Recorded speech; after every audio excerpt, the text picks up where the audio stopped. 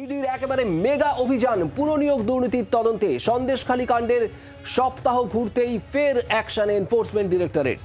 গত শুক্রবার রেশন দুর্নীতির তদন্তে তল্লাশিতে গিয়েছিল সন্দেশখালীতে ইডি, আর আজ পুনঃনিয়োগ তদন্তে ঝোড়ো গতি।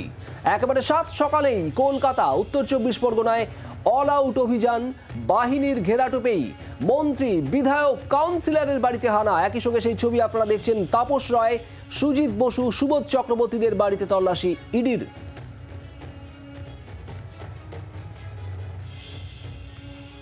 আমাদের তিন প্রতিনিধি রয়েছে আমাদের সঙ্গে। লেকটাউন থেকে আমাদের সঙ্গে রয়েছে পিয়ালি মিত্র, বউবাজার অর্থাৎ বিবি গাঙ্গুলি স্ট্রিট, তাপস রায়ের বাড়ির সামনে থেকে আমাদের সঙ্গে রয়েছে অর্কদীপ্ত এবং সৌমেন রয়েছে বিরাটি থেকে। আমি একবার শুরুতেই শুভদীপ আমরা চলে যাবো পিয়ালির কাছে, কারণ এই প্রথম আমরা দেখলাম যেখানে কেন্দ্রীয় এজেন্সির অভিযান চলছে সেখানে সেন্ট্রাল ফোর্স রুট মার্চ করছে। এই প্রথম সেই ছবি আমরা দেখলাম লেকটাউনে। পিয়ালি, এখন কি চলছে ওখানে?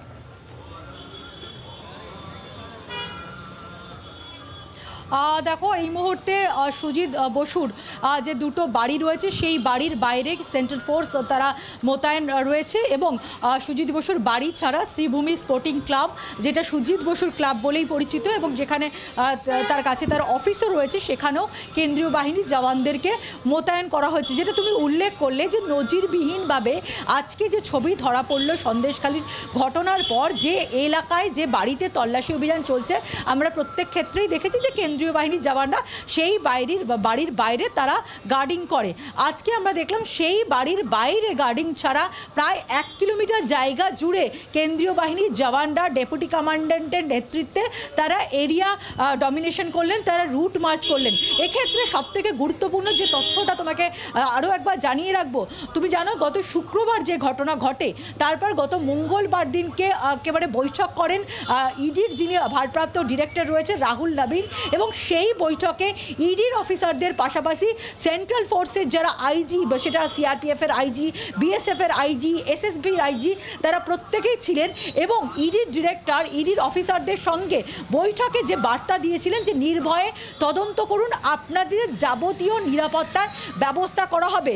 এবং সেন্ট্রাল ফোর্সের জওয়ানরা মোতায়েন থাকা সত্ত্বেও তাদেরকে ওভার পাওয়ার করে যেভাবে রক্তাক্ত করা হয়েছিল ইডির অফিসারদের কাছে, সেটা কিন্তু কেন্দ্রীয় বাহিনীর কাছেও একটা চ্যালেঞ্জিং পরিস্থিতির মুখে তাদেরকে ফেলেছিল। ফলে তারপরে সেই বৈঠকে সিদ্ধান্ত হয় যে কোনোভাবে নিরাপত্তা, যারা অফিসাররা রয়েছেন তারা যখন এই ধরনের রেডে বেরাবেন, তাদের অল অ্যারাউন্ড নিরাপত্তার ব্যবস্থা করা হয়। এবং তারই অঙ্গ হিসাবে আমরা যেটা দেখলাম যে একেবারে সমস্ত রকম প্রস্তুতি নিয়ে, যেটা আমরা উল্লেখ করছি সেটা আমাদের বক্তব্য নয়, কেন্দ্রীয় বাহিনীর যারা এখানকার যারা অফিসাররা, যারা জওয়ানরা, তারা বলছেন তারা যে ধরনের ইকুইপমেন্ট নিয়ে তারা আজকে এখানে রেডে নেমেছেন, তারা কখনোই ভাবেননি এ রাজ্যে নিয়োগ দুর্নীতি বা যে কোনো দুর্নীতির মামলায় তারা কেন্দ্রীয় এজেন্সিগুলো, সেটা সিবিআই হোক, ইডি হোক, তাদের গার্ডিংয়ের জন্য তারা যায়। তারা জানে কলকাতা বা সংলগ্ন অঞ্চলে এই রকম অশান্তিপূর্ণ এলাকা নয় যেখানে তাদেরকে হেলমেট পরে থাকতে হবে, যেখানে তাদের ঢাল, লাঠি, কাঁদানে গ্যাস নিয়ে, যেগুলো সাধারণত তারা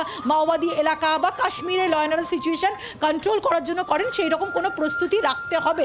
কিন্তু গত 5ই জানুয়ারি 27 জন কেন্দ্রীয় বাহিনীর জওয়ান থাকা সত্ত্বেও তাদেরকে ওভার পাওয়ার করে দিয়ে 800 থেকে 1000 জনের মব যেভাবে কেন্দ্রীয় বাহিনীর তিন জন অফিসারকে রক্তাক্ত করেছিল, তার থেকে শিক্ষা নিয়ে কেন্দ্রীয় বাহিনীর জওয়ানরা আজকে law and order situation control করার জন্য যাবতীয় তাদের যে ইকুইপমেন্ট থাকে, সেটা ঢাল, সেটা চেস্ট গার্ড, তাদের হেলমেট, সেই ছবি আমরা দেখতে পাচ্ছিলাম শুভদীপ।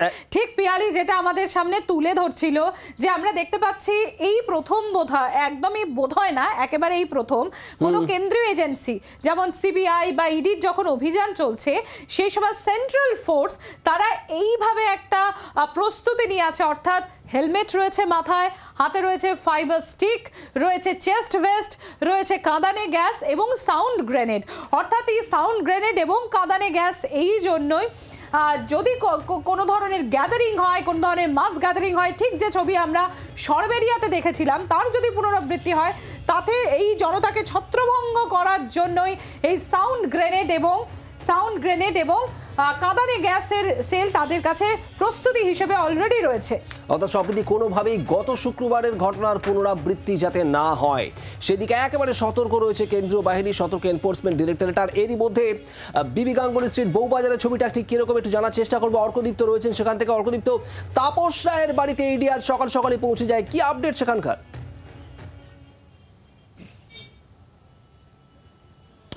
শুভদীপ, দেখো 5 ঘন্টার সময় অতিক্রান্ত হয়ে গিয়েছে। তাপস রায়ের বাড়িতে ইডি আধিকারিকরা এসছেন এবং শুধু ইডি আধিকারিকদের একটা বিশাল টিম এসছেন এবং সঙ্গে এসছেন কেন্দ্রীয় বাহিনীর একটা বড় টিম। এবং একদম যে প্রিমাইসেসে উনি থাকেন, যে বিল্ডিংয়ে স্ট্যান্ডঅ্যালোন একটা বিল্ডিং বিবি গাঙ্গুলি স্ট্রিটে 105 বিবি গাঙ্গুলি স্ট্রিট যে স্ট্যান্ডঅ্যালোন বিল্ডিং, সেই বিল্ডিংয়ে একদম টপ ফ্লোরে ওনার ফ্ল্যাট এবং সেই ফ্ল্যাটেই কিন্তু এই মুহূর্তে জিজ্ঞাসাবাদ চলছে।